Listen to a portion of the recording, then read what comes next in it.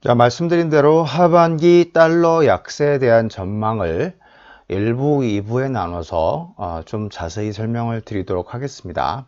자, 먼저 작년 하반기에 발생된 달러 강세의 원인이 뭔지를 먼저 작년 이제 미국 부채 문제가 있었죠. 부채 한도 문제로 재무부가 재정 흑자를 과도하게 유도한 점이 있어요. 그 미국 TGA 그 계좌를 보면 급작스럽게 계좌 잔고가 줄었다는 얘기인데, 그 이제 부채를 다 상환했다는 얘기 같아요. 그런 이제 유동성을 이미 크게 감소시켰다. 2조 달러 가까이 된다고 말씀드렸어요. 두 번째는 코로나가 이제 델타 변이와 오미크론 변이까지 지나가면서 공급망 병목 현상이 더욱 강화되며 인플레이션이 심해지고 복구하지 않을 것이다. 긴축을 생각보다 훨씬 더 빠르게 강하게 진행할 것이다 라는 기대감, 그 기대감이 작년 중반 이후부터 달러 강세가 더욱 심해진 원인이 되겠습니다. 그러나 올해 상반기에 출발된 그 달러 강세는 조금 원인이 다른 게 추가됐죠. 첫 번째는 우크라이나 전쟁이 있고, 두 번째는 중국의 코로나 봉쇄가 있었어요. 둘 다 에너지 가격을 급등시키고 공급망 병목 현상을 어렵게 만들어서 그 긴축을 빨리 진행할 수밖에 없는 상황, 인플레이션을 더 강화시키는 이게 달러 강세를 더욱 지탱했던 것들입니다. 근데 문제는 지금 코로나가 풀리기 시작했어요. 코로나가 풀리기 시작했고, 중국도 코로나 봉쇄를 풀기 시작했습니다. 공급망 병목 현상은 우크라이나 전쟁 하나만 이제 남은 상태예요. 그 다음에 미국의 부채 한도 문제도 이미 해결이 됐기 때문에 더 이상 미국 재무부가 과도하게 유동성을 회수할 필요가 없는 상황이에요. 그래서 지금은 상황이 좀 바뀐 상황이다. 두 번째는 지금 인플레이션 때문에 미국 재무부가 달러 강세를 조금 용인한다고 말씀을 드렸죠. 왜냐하면 달러 강세가 수입 물가를 낮추고 인플레이션을 그나마 완화시키는데 도움이 되기 때문입니다. 그러나 문제는 인플레이션이 완화되면 미국이 계속 그걸 유지할 필요가 없어요. 왜냐하면 지금 미국의 무역 적자가 심각한 상황입니다. 규모 자체도 심각하지만 적자로 확대되는 속도 자체가 심각해요. 이번 지금 5월에 4월인가 5월에 이제 조금씩 회복되는 조짐은 보이지만 계속 달러 강세가 이렇게 무역 적자 확대로 이어지는 것을 미국이 좌시하지는 않을 것이다. 그래서 상황이 바뀌면 미국 재무부가 다시 달러 약세를 유도할 가능성이 있다는 점이에요.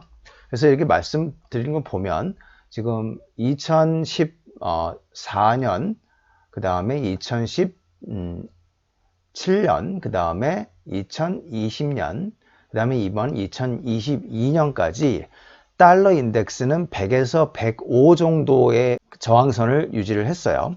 이 저항선이 10년 정도 이어진 상황인데, 과연 이번에도 이 저항선을 맞고 다시 하락으로 바뀌는지가 이제 관심사겠죠. 근데 재미있는 거는 영국의 파운드화라든가 유로화가 지금 이거와 다 똑같은 상황이에요. 그래서 미국 달러나 영국 파운드나 유로화 모두 지난 10년간 장기 저항선에 모두 도달을 한 상태고, 이야기꾼은 여기서 다시 저항을 맞고 하락으로 달러 약세 및 다른 통화들의 강세를 전망을 하는 겁니다.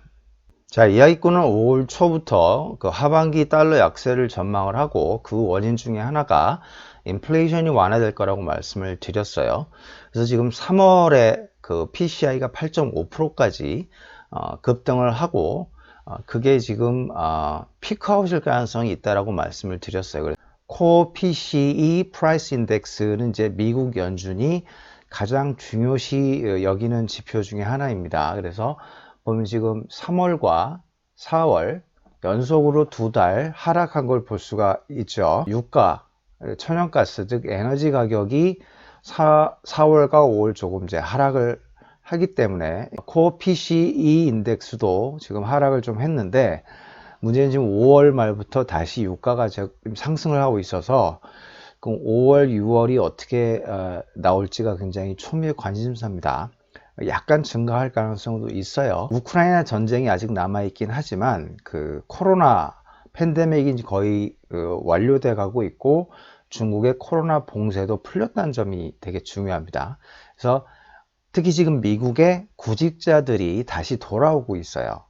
구제금융이 이제 살포되고 저축이 많아지면서 미국 증시도 오르고 부동산도 많이 올라서 은퇴를 앞당겼던 그 50대 노동자들이 최근 다시 돌아오고 있는데, 그 이유는 이제 구제금융도 끊겼고 그 다음에 주식과 부동산의 하락이 심하다 보니까 미래에 대한 불안감 때문에 고용시장으로 들어오고 있는데, 이들이 그 공급망 병목 현상을 완화시키는 데 상당히 도움이 될 가능성이 큽니다. 그래서 지금 그 달러 약세가 오기 위해서는 그 인플레이션 완화가 중요하고, 왜냐하면 인플레이션 완화가 와야 연준이 긴축 속도를 너무 빠르게 유지하지 않을 가능성이 있기 때문이에요. 실제로 모건 스탠리는 올해 말에 물가가 마이너스까지 떨어질 거라고 전망까지 하는 수준에 지금 이르고 있습니다. 물론 이제 예상치고 뚜껑은 열어봐야 알겠지만, 이렇게 예상을 하는 것은 이제 인플레이션이 구조적인 게 아니라 일시적인 현상이다 라고 보는 거예요. 비슷한 자리를 보면 1940년대 후반기와 상당히 유사합니다. 팬데믹과 이제 전쟁이 유사하기 때문에 1940년대 후반기는 이제 인플레이션이 순간적으로 5%에서 뭐 10%까지 또는 심할 경우에는 20%대까지 급등을 했다가 0%까지 그 하락을 하는 거를 한 두세 차례 계속 반복을 했습니다. 그 일시적이기 때문에 그런 일이 발생이 되고, 이번에도 이런 식으로 마이너스, 만약에 지금이 일시적인 게 아니고 구조적인 인플레이션이 된다면 이렇게 마이너스까지 가면 안 돼요.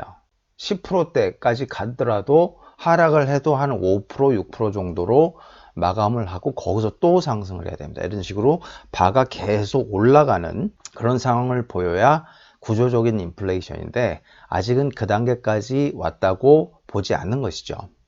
이번에 달러 강세는 상당히 좀 괴이한 현상이라고 볼 수가 있습니다. 통상 인플레이션이 시작되면 달러 약세가 나와요. 달러 약세가 나오면서 신흥국 증시가 초과 상승해야 정상입니다. 4월, 5월부터 이제 많이 올랐는데 달러 인덱스가 하락을 하면서 달러 약세가 진행이 됩니다. 언제까지? 작년 중반까지. 이게 정상이에요. 근데 지금 이 이후로, 작년 중반 이후로 달러 강세가 일어나면서 인플레이션이 같이 일어나고 있어요. 상품 가격이 상승했다는 얘기죠. 이건 일단 물리적으로 좀 이상한 현상입니다. 두 번째 괴이한 현상은, 인플레이션이면 통상 그 무차별적으로 상품이 상승을 해야 정상이에요. 근데 지금 상승하는 품목을 보면 그 원유와 석탄과 천연가스 등의 에너지와 그 다음에 농산물, 그 다음에 일부 뭐 2차 전지 소재와 같은 희귀 광물, 요것만 상승을 하고 있어요. 나머지는 예를 들어 뭐 골드라든가 실버라든가 구리라든가 이런 대표적인 상품 그 중에 대표 그 금속들은 별로 상승하지 않는다는 거예요. 그래서 이런 것들도 굉장히 괴이한 현상이다. 인플레이션이 진짜로 온 게 맞느냐라는 의심이 들 정도로 굉장히 좀 괴이하다라고 보고 있어요. 그래서 이렇게 좀 이상한 현상이 나타나는 것은 아무래도 이제 유례가 없이 진행된 양적 질적 완화가 가장 큰 원인이라고 볼 수가 있을 것이고, 그 다음에 코로나 팬데믹과 이제 여러 도시 봉쇄들, 그 다음에 이번에 우크라이나 전쟁까지 이 세 가지의 돌발적인 변수들이 조금 금융 생태계를 왜곡시켰다고 일단 해석을 하고 있습니다. 에너지와 골드의 극명한 차이를 볼 수가 있어요. 통상 2000년대와 2010년대 초반까지만 해도 에너지와 골드는 비슷한 추세를 유지했는데, 지금 에너지만 급등을 하고 골드는 그다지 별로 반응을 하지 않죠. 이런 것들이 지금 현재 굉장히 상품의 모습이 인플레이션의 진성의 모습이 아니다 라는 걸 볼 수가 있고, 왜냐하면 이제 이번 사태를 통해 미국 그 달러 체계에 저항할 경우에 달러로 보유된 자산은 휴지 조각이 될 수도 있다. 심지어 골드바를 가지고 있어도 미국이나 영국 금고에 예치된 골드바는 내 것이 아닐 수도 있다라는 인식이 강하게 돌고 있습니다. 그러니까 단순히 미국의 적성국인 러시아와 중국만 그런 게 아니라 주변 국가들도 돌아가는 상황을 보니 그냥 순진하게 미국 채권을 보유하다가는 러시아 꼴이 날 수도 있겠다라고 생각을 할 수가 있어요. 그러면 전체적으로 미국 채권보다는 예를 들어 골드바 같은 현물을 사서 러시아와 중국이 자국의 금고에다가 예치를 하는 일이 점점 잦아질 겁니다. 그럼 이 말은 미국 국채를 계속 매도한다는 얘기고, 미국 국채에 묶여있던 달러 유동성이 세계 현물 시장에 퍼지게 된다는 얘기예요. 즉 달러 유동성이 넘치고 달러 약세 압력을 줄 수도 있다는 겁니다. 일반적인 패턴과 굉장히 다른 모습을 보이고 있어서 이번 달러 강세는 비교적 이례적인 현상이라고 해석을 하고 있습니다.